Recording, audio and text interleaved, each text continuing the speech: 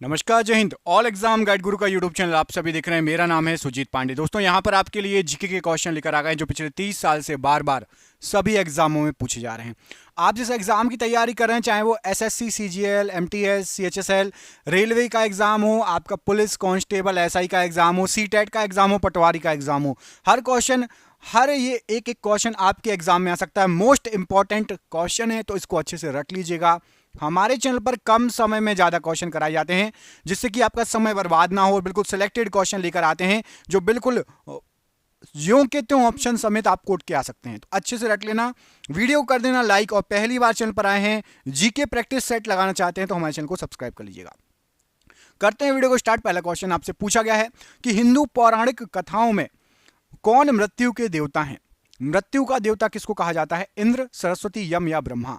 तो यहां पर राइट आंसर हो जाएगा आपका यमदेव को मृत्यु का देवता कहा जाता है। ऑप्शन नंबर यहां पर सी, यमदेव राइट आंसर हो जाएगा। सिखों के 10वें गुरु कौन हैं? हरगोविंद जी, अर्जुन देव जी, तेग बहादुर जी या फिर गोविंद सिंह जी? तो राइट आंसर हो जाएगा 10वें गुरु थे गुरु गोविंद सिंह जी। ऑप्शन नंबर यहां पर डी, गुरु गोविंद सिंह जी राइट आंसर है प्रश्न के लिए। अगला क्वेश्चन देखिए, श्रवण बेल गोला इनमें से किस धर्म के साथ जुड़ा हुआ है? बौद्ध, जैन, अशोक या फिर नागार्जुन? तो श्रवण बेल गोला ये फेमस है आपका जैन धर्म के साथ जुड़ा हुआ है। ऑप्शन नंबर बी, जैन धर्म के साथ जुड़ा हुआ है श्रवण बेल गोला। ऑप्शन नंबर यहां पर बी राइट आंसर है। बीजापुर किसके लिए जाना जाता है? तो जो बीजापुर है आपका, यहां पर आपको जो ऑप्शन दिए जाते हैं उसमें से राइट आंसर हो जाएगा गोल गुंबज। बीजापुर का गोल गुंबज फेमस है, गोल गुंबज के लिए बीजापुर जाना जाता है। ऑप्शन नंबर यहां पर बी राइट आंसर है बीजापुर के लिए। इतिहास की प्रथम पुस्तक किसके द्वारा लिखी गई थी? इतिहास की सबसे पहली पुस्तक, तो इतिहास की सबसे पहली पुस्तक हेरोडोटस के द्वारा लिखी गई थी। ऑप्शन नंबर बी, हेरोडोटस के द्वारा इतिहास की सबसे पहली पुस्तक लिखी गई थी, राइट आंसर है। अजंता एलोरा की गुफाएं किसके पास स्थित है? तो अजंता एलोरा की जो गुफाएं हैं, यहां पर आपको जो ऑप्शन दिए गए हैं राइट आंसर हो जाएगा औरंगाबाद। औरंगाबाद के पास अजंता एलोरा की गुफाएं स्थित हैं। Option number D, Aurangabad right answer है। गौतम बुद्ध को निर्वाण प्राप्ति कहां पर हुई थी? पावापुरी, लुम्बिनी, कुशीनगर या कपिलवस्तु? तो गौतम बुद्ध जी को निर्वाण की प्राप्ति हुई थी कुशीनगर में। ऑप्शन नंबर यहां पर सी, कुशीनगर राइट आंसर है प्रश्न के लिए। स्वतंत्रता के लिए भारतीय संघर्ष के दौरान कौन सा अधिनियम काला बिल के रूप में जाना जाता था? तो काला बिल के रूप में जो अधिनियम है वो रोलेट एक्ट या रोलेट अधिनियम जाना जाता था स्वतंत्रता के पहले, Rowlatt act. Option number A यहां पर राइट आंसर है प्रश्न के लिए। मृच्छकटिकम किसके द्वारा लिखी गई पुस्तक है? मृच्छकटिकम, एक काम करें ना, आप इसका आंसर कमेंट बॉक्स में कमेंट करके बताएंगे। मृच्छकटिकम किसके द्वारा लिखी गई है? मैं आपको दो ऑप्शन दे रहा हूं। पहला ऑप्शन है आपका शूद्रक और दूसरा ऑप्शन है आपका कल्हड़। मृच्छकटिकम किसके द्वारा लिखी गई पुस्तक है? कमेंट बॉक्स में कमेंट करके बताइएगा, शूद्रक या फिर कल्हड़। कमेंट बॉक्स खुला है आपके लिए, बिल्कुल अपने विचार प्रकट कीजिए। देखते हैं आप में से किसको इसका आंसर सही सही पता है। अगला क्वेश्चन, सिकंदर द्वारा पोरस की पराजय किस युद्ध में हुई थी? तो सिकंदर के द्वारा पोरस की जो पराजय हुई थी, प्रसिद्ध सिकंदर पोरस का युद्ध, यह हुआ था आपका झेलम नदी के तट पर। ऑप्शन नंबर डी, झेलम नदी के तट पर सिकंदर पोरस की लड़ाई हुई थी। ऑप्शन नंबर यहां पर डी राइट आंसर हो जाएगा। निम्नलिखित में से कौन मौर्य शासक अपनी राजगद्दी का परित्याग कर दक्षिण में जैन तापसिक के जैसा प्रवास किया था? कौन सा मौर्य शासक था जिन्होंने जैन धर्म को अपनाकर जैन तापसिक के जैसा प्रवास किया था, राजगद्दी त्याग दी थी दक्षिण में जाके? तो राइट आंसर हो जाएगा चंद्रगुप्त मौर्य। ऑप्शन नंबर ए, चंद्रगुप्त मौर्य ने दक्षिण में जाकर जैन तापसिक के जैसा प्रवास किया। ऑप्शन नंबर यहां पर ए राइट आंसर है। आयुर्वेद का जनक निम्न में से किसको कहा जाता है? आयुर्वेद का जनक, मोस्ट इंपॉर्टेंट क्वेश्चन, स्टार लगा लो, आपके एग्जाम में बिल्कुल रखा मिल सकता है। ऑप्शन है धन्वंतरी, पतंजलि, सुश्रुत या चरक? तो राइट आंसर हो जाएगा आयुर्वेद के जनक कहे जाते हैं धन्वंतरी। ऑप्शन नंबर ए, धन्वंतरी को आयुर्वेद का जनक कहा जाता है। निम्नलिखित में से कौन सबसे प्राचीन कीर्ति स्तंभ है? सबसे पुराना कीर्ति स्तंभ, अजंता, कुतुब मीनार, ताजमहल या खजुराहो? तो सबसे पुराना कीर्ति स्तंभ यहां पर आपको जो ऑप्शन दिए गए हैं, अजंता का कीर्ति स्तंभ सबसे पुराना है, सबसे प्राचीन है। ऑप्शन नंबर ए यहां पर अजंता राइट आंसर हो जाएगा। मानव द्वारा सर्वप्रथम किस धातु का उपयोग किया गया था? तो मानव के द्वारा सबसे पहले यहां पर जो धातु दी गई है आपको, तांबा, चांदी, कांसा और पीतल में से सबसे पहले तांबे का यूज किया गया था। ऑप्शन नंबर ए तांबा सबसे पहले मानव द्वारा यूज किया गया था, प्रयोग किया गया था। सिंधु घाटी सभ्यता विकसित हुई कौन सी सदी के दौरान? तो सिंधु घाटी सभ्यता का जो सर्वमान्य काल है, यहां पर आपको जो ऑप्शन दिए गए हैं उसके अनुसार बताना है। तो ऑप्शन के अनुसार 2500 से 1750 ईस्वी पूर्व के दौरान। ऑप्शन नंबर यहां पर सी राइट आंसर है। दोस्तों क्वेश्चन आप देख रहे होंगे कितने शानदार क्वेश्चन है। ये सभी क्वेश्चन आप जिस एग्जाम की तैयारी कर रहे हो, पेपर दे रहे हो, उसमें आ सकते हैं। और हमने आपके लिए तैयार कर दी है पीडीएफ। व्हाट्सएप पर आप ये पीडीएफ पढ़ सकते हो। और कितने क्वेश्चन हैं? तो 10,000 जीके के क्वेश्चन है इस पीडीएफ में। और इसमें आपका मिक्स क्वेश्चन रहेंगे, जैसे आपको एग्जाम में पूछे जाते हैं वैसे मिक्स क्वेश्चन रहेंगे 10,000 जीके के। जिसको भी ये पीडीएफ चाहिए, 300 रुपए की पीडीएफ है, व्हाट्सएप पर मिल जाएगी। लेकिन अभी एग्जाम चल रहे हैं तो आपके लिए स्पेशल ऑफर है 99 रुपए, मतलब 100 रुपए से भी एक कम। मोबाइल रिचार्ज जो कराते हैं उससे भी कम, 99 रुपए में आपको ये पीडीएफ मिलेगी। 10,000 क्वेश्चन रहेंगे, व्हाट्सएप पर मिलेगी। नीचे दिए गए नंबर पर फोन पे, गूगल पे, पेटीएम के माध्यम से पेमेंट करके पीडीएफ प्राप्त कर सकते हो। आपके पास आप नहीं चलाते फोन पे, गूगल पे, पेटीएम, तो दोस्त चलाते होंगे या कोई भी चलाता होगा, उससे आप करवा सकते हो और पीडीएफ प्राप्त कर सकते हो। नीचे दिए गए नंबर पर व्हाट्सएप पर संपर्क कर लेना, नंबर आपको शो हो रहा होगा। 10,000 क्वेश्चन रट लो, जीके आपकी सुपर स्ट्रांग हो जाएगी। कोई सा भी एग्जाम दोगे जीके आपकी सुपर स्ट्रांग हो जाएगी। जिसको भी चाहिए पूरे वीडियो भर आपको ये नंबर शो होगा। जब भी चाहें आप कॉल करके जो है ये पीडीएफ परचेस कर सकते हैं, ले सकते हैं। ठीक है, 10,099 रुपए में 10,000 क्वेश्चन। ऋग्वेद का प्रमुख देवत्व है, तो ऋग्वेद का प्रमुख देवत्व जो है वो है आपके अग्निदेव। ऑप्शन नंबर यहां पर भी अग्निदेव राइट आंसर हो जाएगा ऋग्वेद के लिए। अगला क्वेश्चन देखिए, वैदिक देवता इंद्र किसके ईश्वर थे? तो इंद्र जी को माना जाता है वर्षा और वज्र, मतलब जो वर्षा और आपका जो बिजली चमकती है उसके देवता इंद्र जी को माना जाता है। ऑप्शन नंबर यहां पर सी राइट आंसर है। बुद्ध का तात्पर्य क्या है? तो बुद्ध का तात्पर्य होता है प्रबुद्ध। ऑप्शन नंबर यहां पर सी, प्रबुद्ध जो लिखा है ये बुद्ध का तात्पर्य है। ऑप्शन नंबर सी प्रबुद्ध राइट आंसर है। जब अकबर किशोर था उसका अभिभावक कौन था? तो जब अकबर किशोर था तो उसका अभिभावक जो थे, यहां पर राइट आंसर हो जाएगा बैरम खां के संरक्षण में अकबर ने अपनी किशोर अवस्था गुजारी। ऑप्शन नंबर डी, बैरम खां का संरक्षण प्राप्त था अकबर को। भारत में स्थानीय सुशासन के जनक इनमें से कौन थे? तो भारत के अंदर स्थानीय सुशासन का जनक कहा जाता था लॉर्ड रिपन को। Option number C, Lord Ripon right answer है। भारत में पंचवर्षीय योजनाओं की संकल्पना प्रस्तुत की थी किसके द्वारा? तो जो पंचवर्षीय योजना स्टार्ट की गई थी ना, इसकी संकल्पना जवाहरलाल नेहरू जी ने बनाई थी। Option number B, Jawaharlal Nehru ji ने पंचवर्षीय योजना की संकल्पना बनाई थी। सिखों के 10वें गुरु कौन थे? तो सिखों के 10वें गुरु थे गुरु Govind Singh ji. Option number B, गुरु गोविंद सिंह जी राइट आंसर है। किसके शासनकाल में राजकीय धर्म इस्लाम समाप्त किया गया था? तो राजकीय धर्म इस्लाम को समाप्त किया गया था अकबर के शासनकाल में। ऑप्शन नंबर सी, अकबर का शासनकाल राइट आंसर है। गुप्त साम्राज्य का संस्थापक कौन था? तो गुप्त साम्राज्य के जो संस्थापक थे वो थे आपके Srigupta. Option number D, Srigupta right answer हो जाएगा, गुप्त साम्राज्य के संस्थापक। जामा मस्जिद को किसने बनवाया था? तो जामा मस्जिद का जो निर्माण कराया गया है ये शाहजहां के द्वारा कराया गया है। Option number C, Shahjahan right answer है। प्रोजेक्ट एलिफेंट भारत में किस वर्ष में शुरू किया गया था? तो प्रोजेक्ट एलिफेंट ये भारत में 1992 में शुरू किया गया था। ऑप्शन नंबर सी, 1992 में प्रोजेक्ट एलिफेंट शुरू किया गया था। निम्न में से कौन सा बांग्लादेश का एक बंदरगाह है? बहुत फेमस, एग्जाम में कई बार क्वेश्चन पूछा गया है। तो बांग्लादेश का एक बहुत फेमस बंदरगाह है चटगांव बंदरगाह। ऑप्शन नंबर बी, चटगांव बंदरगाह ये बांग्लादेश का बंदरगाह है। निम्न चोटियों में से कौन सी नेपाल हिमालय क्षेत्र में स्थित नहीं है? नेपाल हिमालय जो है उसके क्षेत्र में नहीं आती। तो नेपाल हिमालय में नीचे की तीनों आती हैं, माउंट एवरेस्ट भी वही है, लाओत्से भी वही है और अन्नपूर्णा भी वही है। कामेत पर्वत ये नेपाल हिमालय का भाग नहीं है। ऑप्शन नंबर ए, कामेत पर्वत नेपाल हिमालय का भाग नहीं है। निम्न में से कौन सा बांध झारखंड में स्थित है? तो झारखंड में आपका यहां पर जो ऑप्शन दिए गए हैं, मैथन बांध झारखंड में स्थित है। ऑप्शन नंबर बी, मैथन बांध ये झारखंड में स्थित है, राइट आंसर है। निम्नलिखित में से किस भारतीय राज्य की सीमाएं उत्तर, दक्षिण और पश्चिम में बांग्लादेश की सीमाओं को स्पर्श करती हैं? कौन सा राज्य है? तो राइट आंसर हो जाएगा आपका त्रिपुरा। एक ऐसा राज्य है जो तीन ओर से बांग्लादेश की सीमा को स्पर्श करता है, उत्तर, दक्षिण और पश्चिम से। Option number D right answer है। निम्नलिखित में से कौन सा बैराज या बांध भारत और बांग्लादेश की सीमा के सबसे नजदीक है? तो भारत और बांग्लादेश की सीमा के सबसे नजदीक यदि आप देखेंगे तो फरक्का बांध, ऑप्शन नंबर यहां पर डी, फरक्का बांध ये भारत और बांग्लादेश की सीमा के सबसे नजदीक स्थित है। बोकारो में इस्पात संयंत्र के सहयोग से बनाया गया।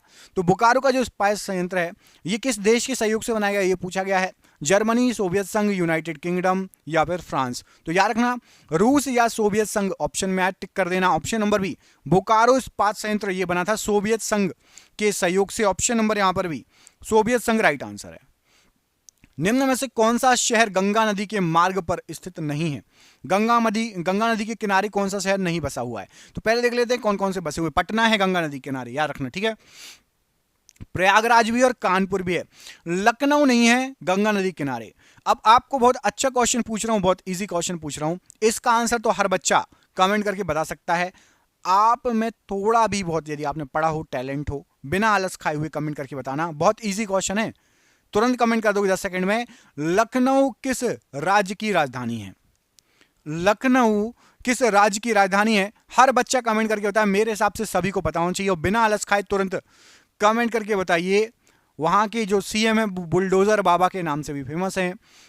कौन सा राज्य है लखनऊ किस राज्य की राजधानी है? कमेंट करके बताओ। निम्न में से कौन सा शहर कोरोमंडल तट के किनारे स्थित है? तो कोरोमंडल तट जो है ये उसके किनारे, यहां पर जो ऑप्शन दिए गए हैं राइट आंसर क्या है?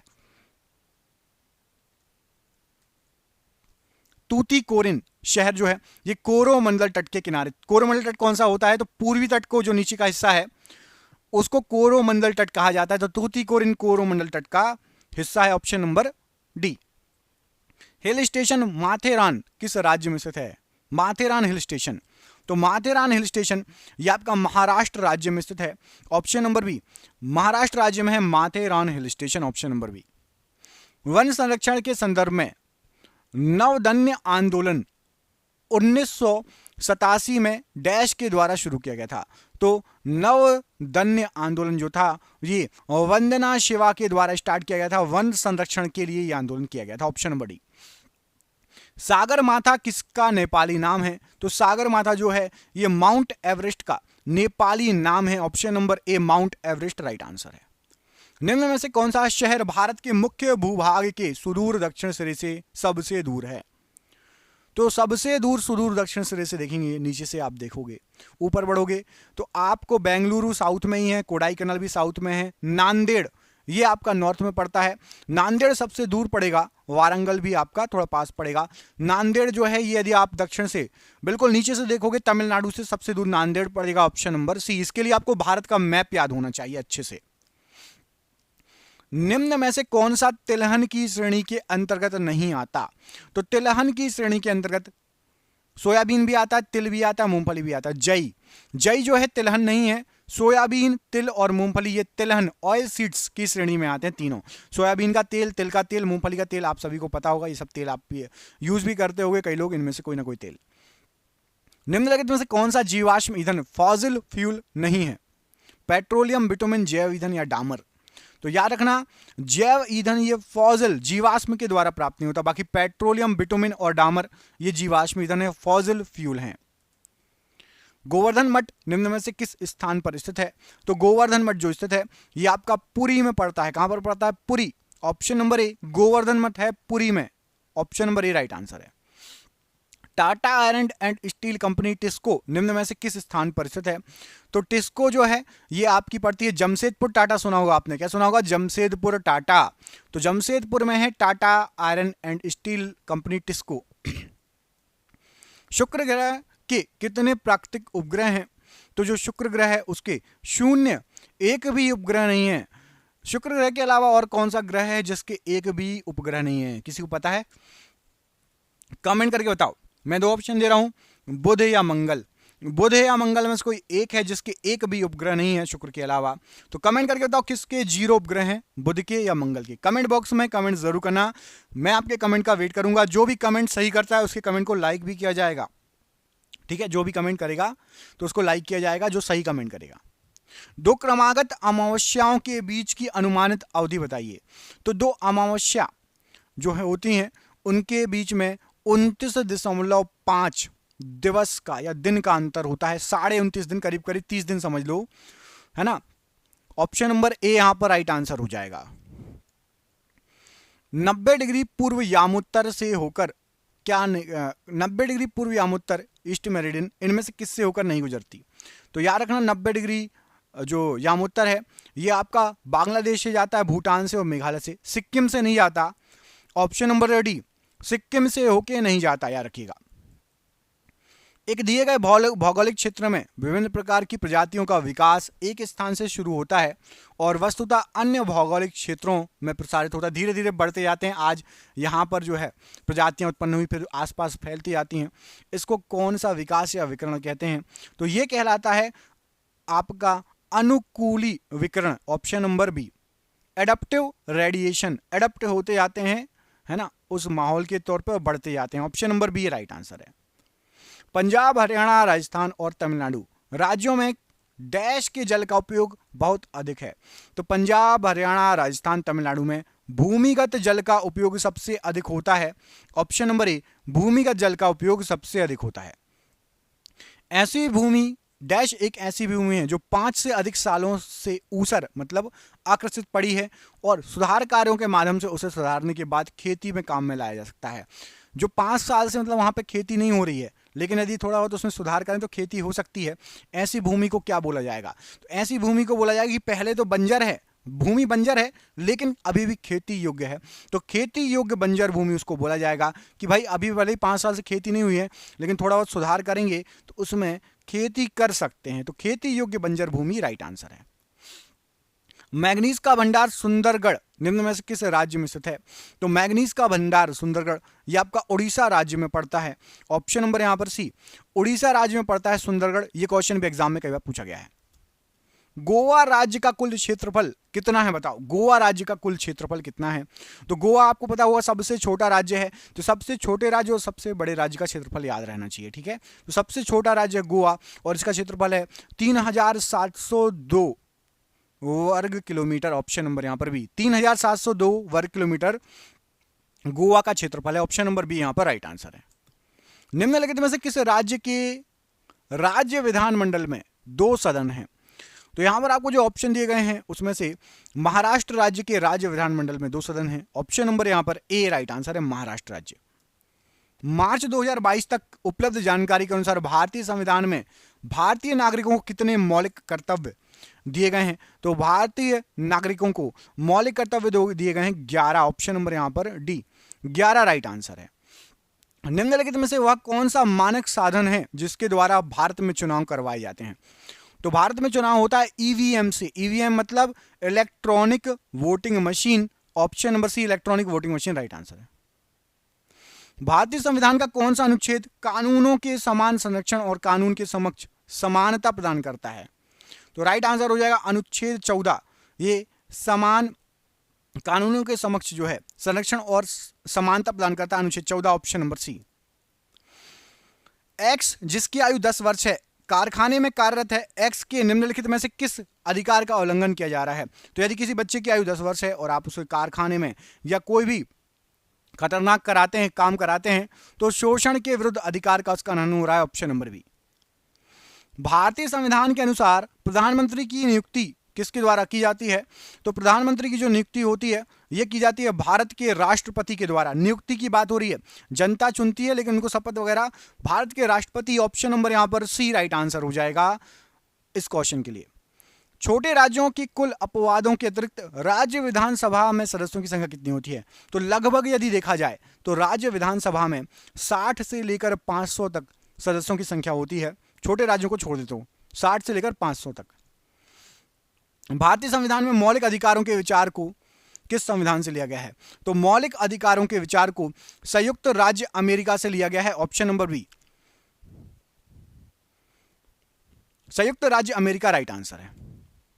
निम्नलिखित भारतीय नर्तकियों में से कौन भारतीय इतिहास की पहली महिला थी जिन्हें राज्यसभा के सदस्य के रूप में नामित किया गया था?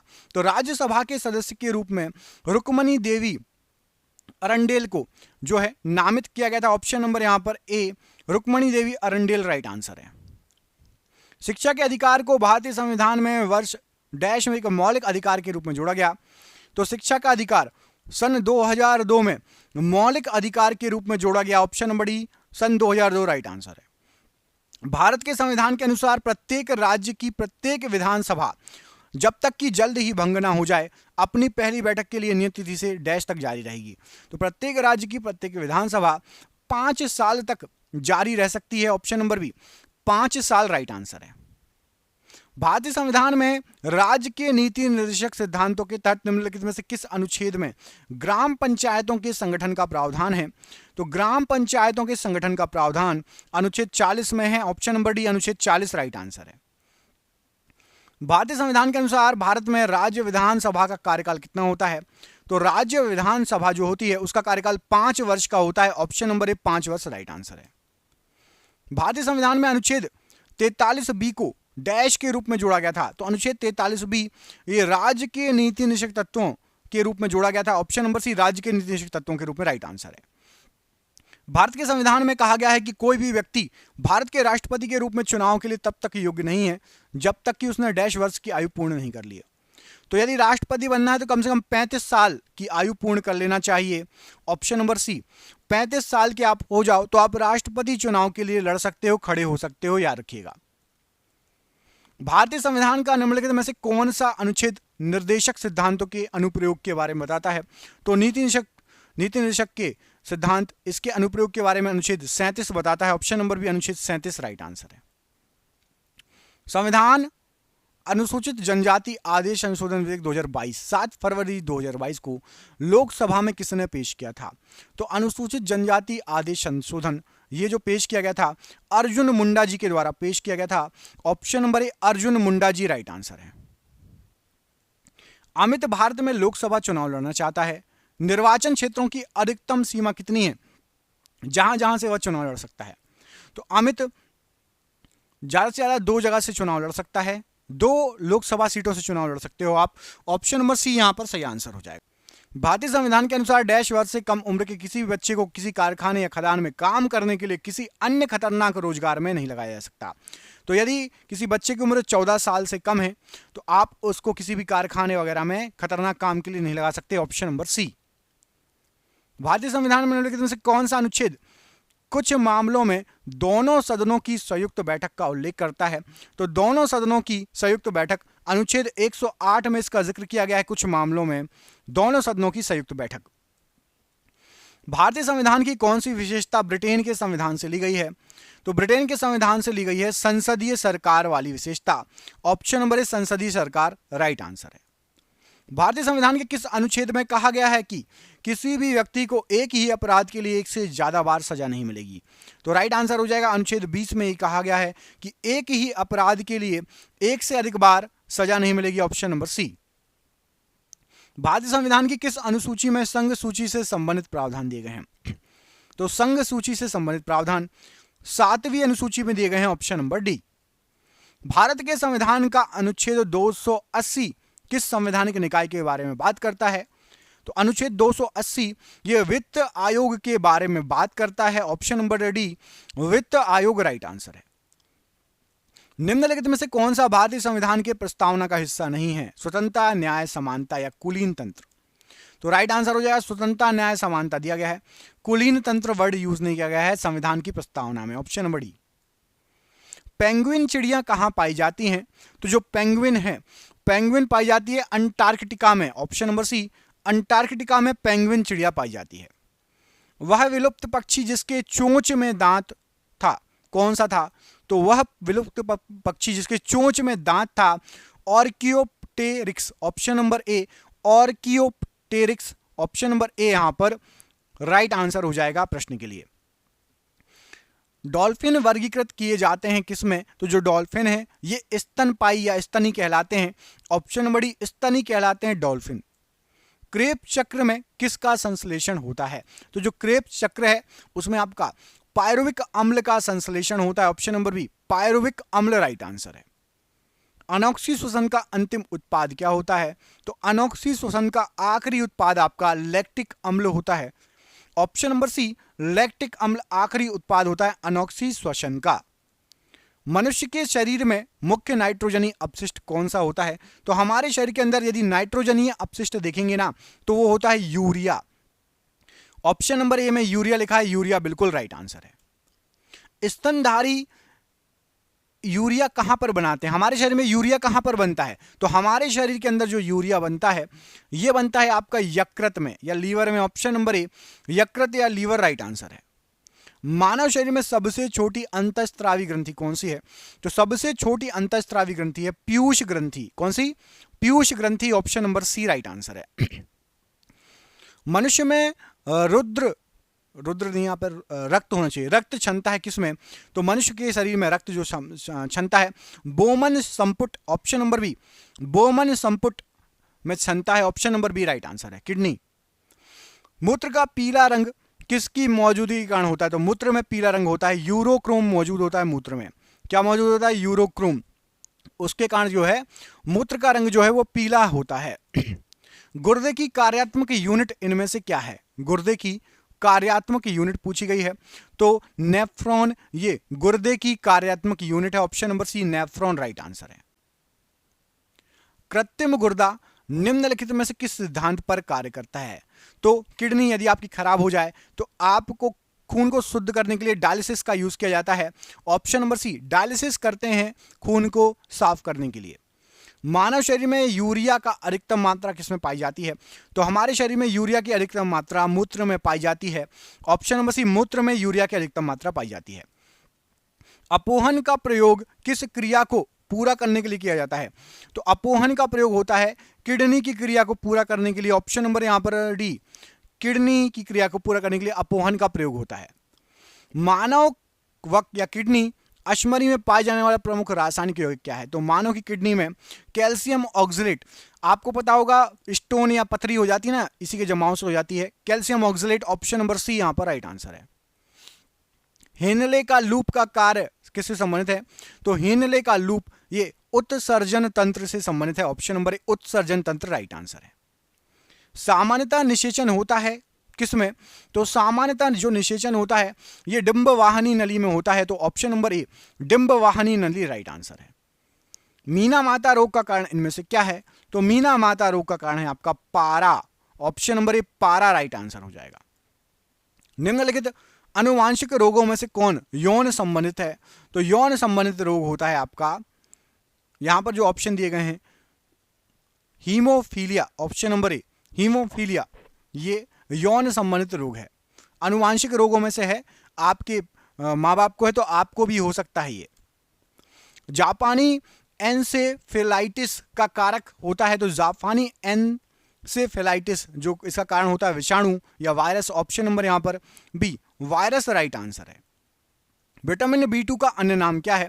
तो विटामिन B2 को राइबोफ्लेविन कहा जाता है। Option number C, riboflavin right answer है। एक कठोर परिश्रम करने वाले पुरुष को दैनिक ऊर्जा की आवश्यकता होती है कितने कैलोरी? तो एक कठोर परिश्रम करने वाले को लगभग 4000 किलो कैलोरी ऊर्जा चाहिए रोज, 4000 किलो कैलोरी।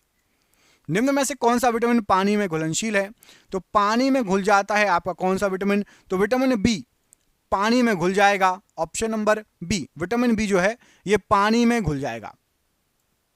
नवजात बच्चों के लिए सबसे आदर्श भोजन निम्नलिखित में से क्या है? तो नवजात बच्चों के लिए सबसे आदर्श भोजन है दूध। ऑप्शन नंबर यहां पर डी राइट आंसर हो जाएगा। और ये रहा आज का आखिरी क्वेश्चन। बहु औषधि चिकित्सा MDT इसके संक्रमण के लिए है। तो बहु औषधीय चिकित्सा या MDT, मैं आपको दो ऑप्शन दे रहा हूं, आप बताना कमेंट करके, एड्स या फिर कोड या फिर एड्स में से एक आंसर सही है। जो भी आंसर आपको लगता है कमेंट बॉक्स में कमेंट करके बताना।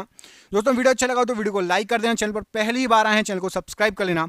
हम मिलेंगे आपसे अगले वीडियो में। दोस्तों जिसको भी 10,000 जी के क्वेश्चन की PDF चाहिए नीचे दिए नंबर पर संपर्क कर लेना, व्हाट्सअप कर लेना। जय हिंद, जय भारत।